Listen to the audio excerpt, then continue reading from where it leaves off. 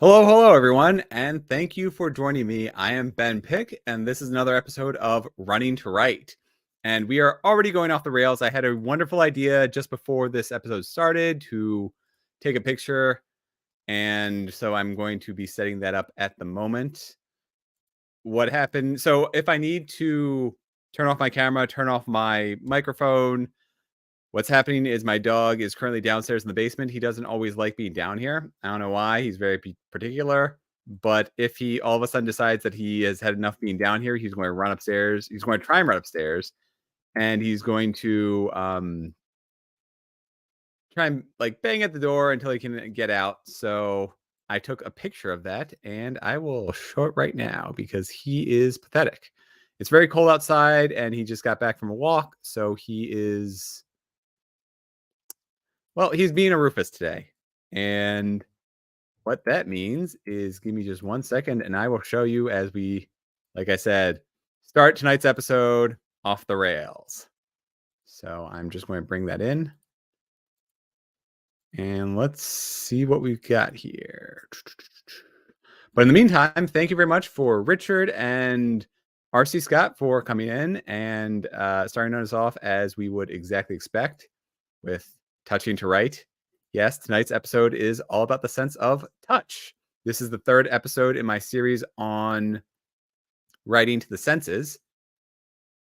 And I'm very excited to get things underway, even as I stall for time. Oh, Cool Gamer, thank you for joining in. And yes, Adriana is upstairs making more macarons. So we have that.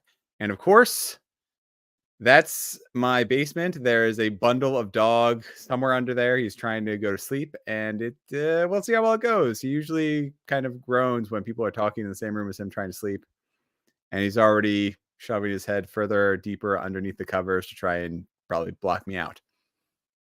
And with that out of the way, happy Monday, everybody. Glad to be back here. Glad to see you all. If you saw me yesterday on Self Pub with Andy, I was very productive. I had a wonderful weekend of getting stuff done. Oh no, so that's those are the two lights that I have for running to write. They're intentionally kind of out, they're angled so that I don't look too pasty white without, yes, Richard, it is a precarious scenario, but it's only temporary as I put everything back once I'm done with this. And there's an extension cord, but again, because the dog is on the other side of that, I tried to give him an out. Otherwise, it would have wrapped it a little bit better. Now, anyways, on to tonight's topic. As I mentioned, this is the third episode in my series of writing to the senses. If you want, I've already done, I start off with taste, and I moved on to hearing is next week. Sight is, what are the five senses? Hold on. Wow, off to a wonderful start here. So we start off with taste. Tonight is touch. Hearing is next week. Sight is the last week. What's the fifth sense? Taste, touch, hearing, sight. All right. Well, anyways, tonight is all about touch. Ooh, get your inappropriate jokes out now, Richard. Because we're talking about skin to surface contact, whether that's skin to wall, skin to towel, skin to computer, skin to whatever. And there's a towel here because it's for sound suppression, because that way my computer has a very, very loud fan and I don't want it to be caught up by the mic. If you want, there's another video about that where I go through my entire setup and try and discuss how I have a hanging blanket over here, everything to sort of suppress the sounds. So that is what we're up to. Now, how do we write about soft, like the barest glimmer of something touching us? Touch distinguishes between a butterfly landing on our arm versus a hawk. And there is a vast difference between the two. Also, I'm sorry, like I said, if you hear groaning in the background, my dog loves showing his displeasure when there's people talking as he is trying to sleep. So expect a lot of groans. Usually it's pretty good because The microphone is set up so that anything in this direction will not get caught by its senses. But in fact, oh yeah, sorry, it was taste and then it was scent. So last week was scent. This week is touch. I finally remembered. As excited as I am to be here, I am it's a Monday, so I'm a little bit wired or a little bit fried brain wise. And that is, I don't know, that's not my favorite blanket. It's one of the warmest blankets in the house though. So Rufus is very spoiled down here. And I have a whole bunch of the quote unquote bad macarons to eat. So I guess I will have to do my due diligence and eat all those macarons. I don't know. I don't like I said, I mean, that's the most comfortable blanket in the house, so it's probably my favorite. Sure. Hey, Felicia, thank you for joining us and saying hi. It's awesome that you're here tonight, but these are my 5 tips on how to write touch. I'll do my best to hold back on Bloodhound Gang references as I try to keep things clean here, and that song is, well, not safe for work. Now, starting off with number 1, we have emotions and reactions. Like all senses, touch can evoke emotions. With scent and taste, those were usually memory based, where I could remember my grandma's brisket whenever I eat brisket, or sorry, whenever I eat a really good brisket, I think about my grandmother's brisket. Whenever I smell fresh cut grass, I think of summertime. I think of going through wonderful runs. Those different senses help evoke emotions and memories within me, and I feel, content under both those situations, or I feel invigorated to keep running. There's a lot of explicit scenes in which touch leads to sensory reactions and characters, and you can use your imagination to extrapolate what I'm talking about there. But those scenes are built around closeness and contact in a way to tease and fulfill both the characters and the readers. The best authors are trying to elicit reactions within their readers. Again, take that however you want to. Above all else, touch should be described in how it relates to the characters. For example, a training scene with blunted swords uses touch when the inexperienced character earns bruise after bruise for not wielding their sword with the correct form or raising it to block correctly. These are harsh lessons for our characters, but often the ones which make them stronger and show progression of skills over time. For those of you spicy writers out there, as I've been alluding to, touch is rarely just physical. Physical contact will warm a character's senses and make them even more aware of what's going on outside themselves and within. More touch, more touching generally leads to more sensations until the scene ends or the chapter ends or they close the door or however you want to write those moments. Unlike with taste and smells of the past 2 weeks, where, like I said, they focus on memories, that implies the past. Whereas touch, I would argue, is largely bound in the present. It doesn't often take into account memories unless, for example, in that training bout, I'm thinking about, the last year or last week or yesterday when I was getting beaten with a blunted sword, or when the character finally learned the proper way to deflect an attack, and so they use it every day thereafter during training. Rather, the senses of touch and the emotions associated with touch should involve being in the moment. For example, in intimate scenes, during those touching moments, a character might think about how they feel about the other character without thinking about their long history together.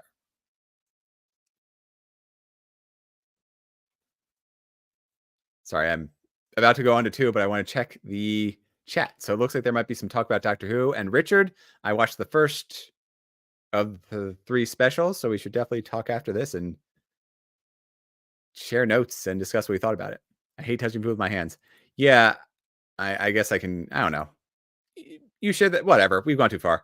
Yeah, you are one of the few people I know who eat pizza with fork and knife because that makes sense.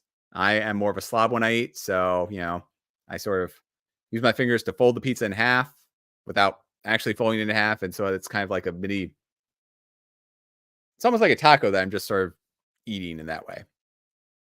But yeah, I'm very I try to keep my hands as clean as possible. So I'm very frequently washing my hands whenever I come back from Rufus, from a walk. I'm washing my hands whenever I come back from a run, washing my hands. So throughout the day, I'm constantly washing my hands, and I'm okay with touching my food with my hands. If it's something that's messy, obviously I'm going to eat with a fork and knife. We were talking about eating spaghetti yesterday. Spaghetti, I will absolutely eat with a fork and knife. Less so on the knife, but more on the fork. I do not cut my spaghetti. And well, it's no, because the newer style fold is a little bit different. This is just kind of I don't know. I don't know how to put it. Either way, I do eat pieces with my hands. Now, number two, consider the weather. How does the breeze feel on our characters' faces? Is it frigid or is there sweltering heat? Surroundings interact with our skin, so this can be a starting point when writing how a scene interacts with a person. But it's just that, it's only a starting point. Think about what a character's hair might be doing when they move through physical space. As I'm running at the start, my hair might be a little bouncy, especially if it's getting longer. And then towards the end, when I'm very sweaty, it is clinging to me. So there's a vast difference between how I'm interacting with my own body at the start of a run versus at the end. And when it gets really bad and, I'm running and I'm sweaty, does it cover my eyes? Am I, or is this hopefully, you know, hopefully 20, 30 years in the future or, not at all, but am I lamenting the loss of my hair as the sun beats down on my exposed head? I would love to not have to go through with that, but, it happens. And did that pressure shift when did I experience a pressure shift when sorry, did I experience a pressure shift which caused my ears to pop? That's an easy way to show that or the characters rather that we're writing are in a plane that's taken off versus a plane that's just kind of sitting there on the tarmac. Oh, I'm getting that. That's actually in 2 weeks with Sight, where I discuss how not to describe female characters. I wouldn't necessarily say I have bangs. They're just long. I don't know. Unkempt hair. That's probably the best way of putting it.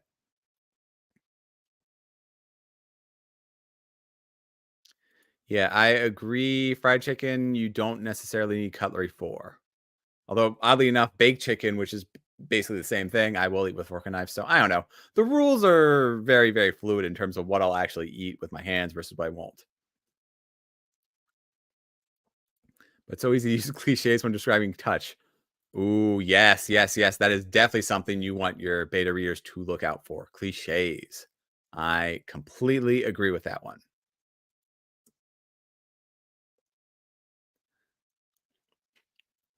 And I know it's not a beta reader's job, but there are, if somebody wants to point out, what's a good cliche with touch? I'll come up with one later. I'm very bad in the spot, but I'm sure you all can think of one for me. I mean the blades of cut grass for smell. The blades of smelling blades of cut grass in springtime is kind of cliche, so we'll go with that, I guess. Ooh, goose pimples, sure, yeah. When it's really cold outside and you want to show a person shivering or whatever, you could say goose pimple flesh. Now, number three, be descriptive. Touch can convey things about an object which can't be explained by looking at it. Looking at a sponge, it might appear as, or it does appear as a rectangle with holes in it. But there's a big difference between a rigid, dry sponge and one that's squishy and wet.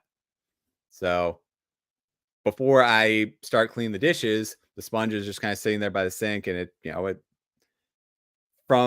it looks almost the same when it's dry versus when it's wet, except it's a little bit, it's I guess light blue when it's dry and a bit darker blue when it's wet.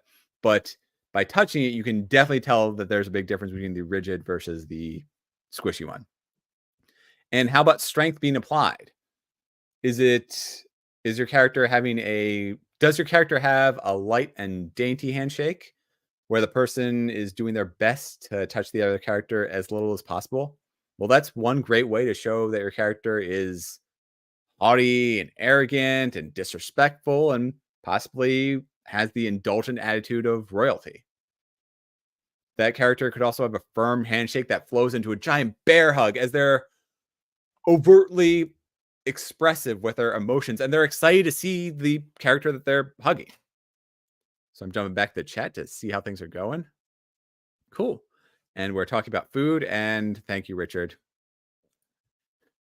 Yes, I figured somebody would make that there. Ah, fair enough. I'm completely wrong on that. So we don't have hydroreceptors. We don't feel wetness. You can only feel pressure and cold. Makes sense. Now, number 4, know the genre. I mentioned how touch is involved in romance, and that should feel different than, say, touch in horror or fantasy. Even if the fantasy is kind of blending genres or the horror is blending genres where there are those intimate moments, they should still feel different between each of the genres. I mean, there can be massive overlap, but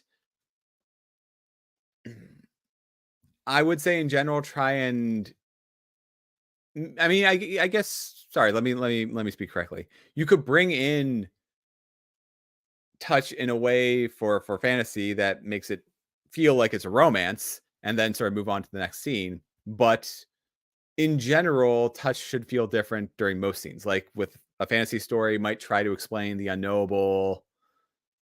For example, what does the skin of an elf feel like?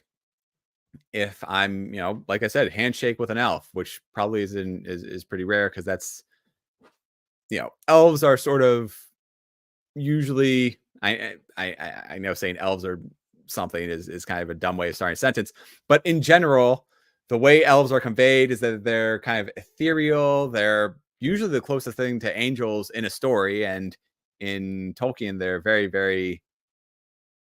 I mean, they are divine, if not the immediate descendants of beings who were the equivalent of angels.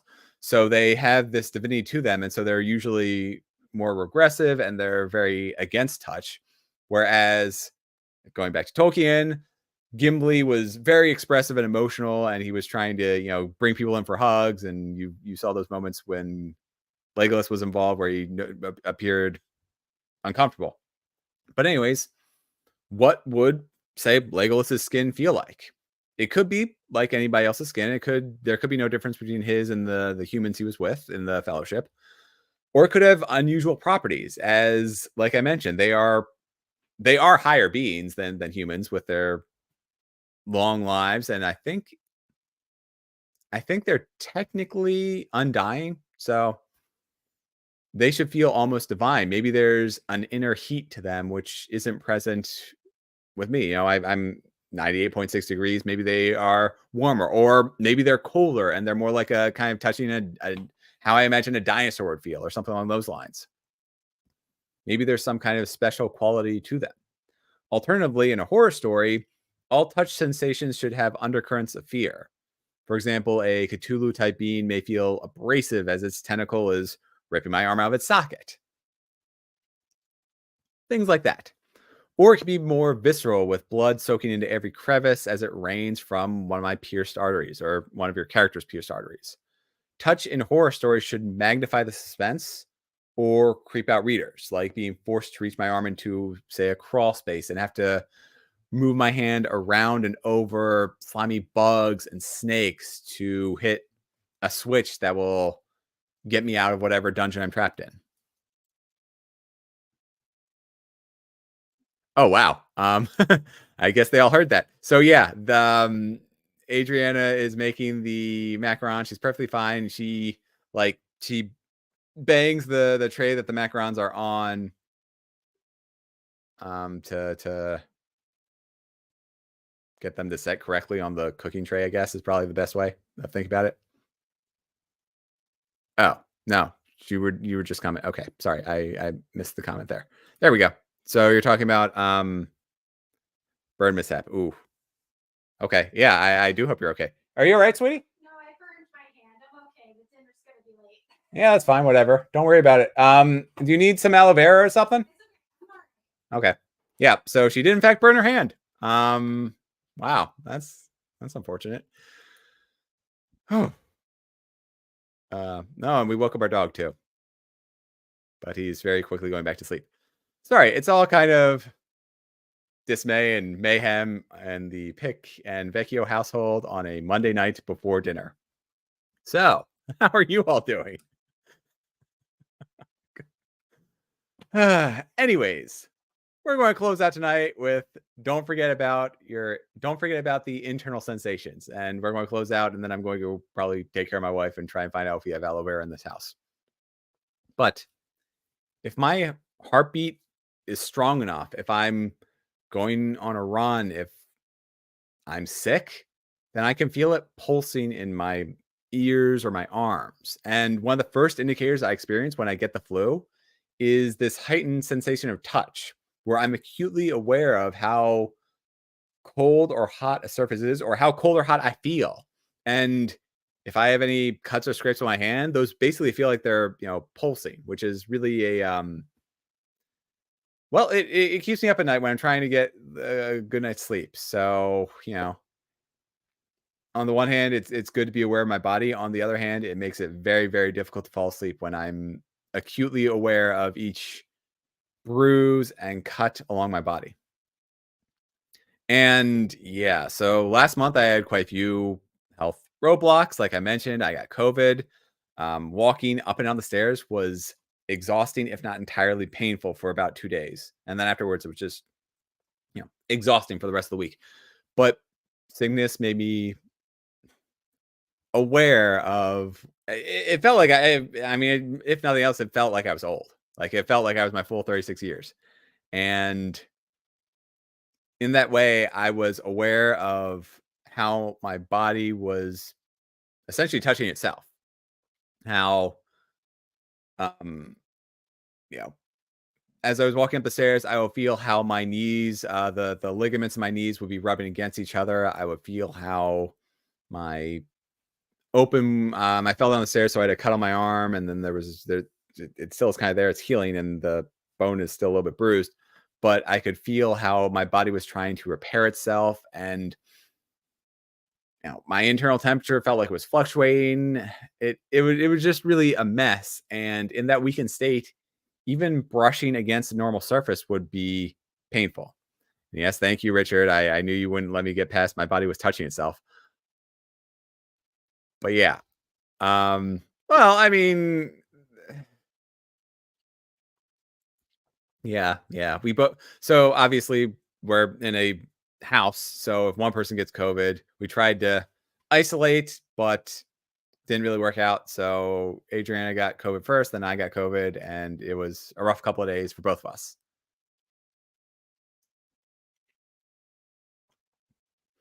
Um, Bones don't necessarily bruise. I don't know about that. I know, oh, probably a year and a half ago, maybe 2 years now, I fell down some granite stairs on a run.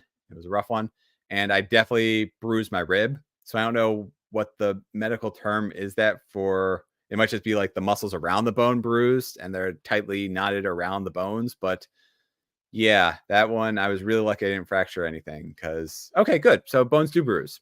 That's fun. Bones do bruise. All right. Well, then I might have gotten a bruise on my arm because this thing I can still feel the bruise like deep under the skin. But yeah, so this has been bad health advice. Bad health advice to write. So we'll go with that. And enough about me and how old I feel. Is a character going back to understand those internal sensations? Is a character merely peckish after skipping breakfast, or are they like a starving hobbit after skipping breakfast, second breakfast, 11sies, and tea time? Don't forget how emotions trigger physical reactions like nausea or adrenaline spikes. And those arguably can fall under touch as well. And additionally, when those physical reactions hit, we may be less likely to notice how our bodies are interacting with the world.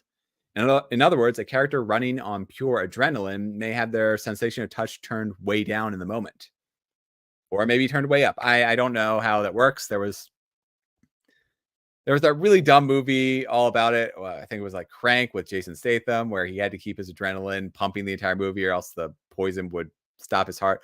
I don't know. It was really dumb. I basically only saw the trailer and decided I didn't want to watch that movie. So that's how we go. And so I don't know if the adrenaline would turn your sense of touch way up, or would turn it, or it would basically nullify it and make you immune to pain. Either way, choose it and be consistent when you write. So just try and be consistent. And to close out, the sensation of touch can be used to describe a character's pain. It can be an old ache when it rains, or a fresh one from falling down the stairs. You know, life is pain. Anyone who says differently is selling something. Because, you know, Princess Bride. But those are my 5 tips to writing touch. I am Ben Pick, and thank you for joining me in Running to Write, or as this episode is very quickly becoming, Stalling to Write. As I just keep going and going and going. Now, let me know in the comments, I'm going to regret saying this, but how you add touch for your characters. You know what? Let's just keep it clean in the comments tonight. So just say, hey, I guess. I post my running and writing progress on X and Instagram, mostly Instagram, less so on X, as Running to Write. So be sure to follow me and join in with your own thoughts. Don't forget to sign up for the Running to Write monthly newsletter. I just had, as I mentioned, I think last week, I just had the December one come out. So a month from now, I'll do my 2023 year-end wrap-up. Ooh. Yeah, I see them. They look cracked, but they're fine. I mean, here. I dropped them on the floor. Well, you woke up the dog too. So see you next time. Until then, keep the chat clean, everybody. And this is what the macarons look like as I'm closing out. When you drop them on the floor because you burned your hands. Yeah, when you drop them on the floor because you burn your hands, they tend to look a little bit like this. I still say they're delicious. I'm probably going to eat all of these because I'm sure my wife considers them to be rejects. My dog has woken up. He is right here now. So jam side down on the floor. Yeah, I know. It's fine. Yeah, so Richard says he still eat them. So I'm going to pull the mic away and I'm going to just let this mayhem close out here. See you all next week. Here you go, dog. I gotcha. Oh, he does not like that at all. But yeah, this is Rufus. He was asleep the entire. Really? All right, everybody. Have a great week. Take care, and we will see you next time, hopefully with less mayhem. Bye.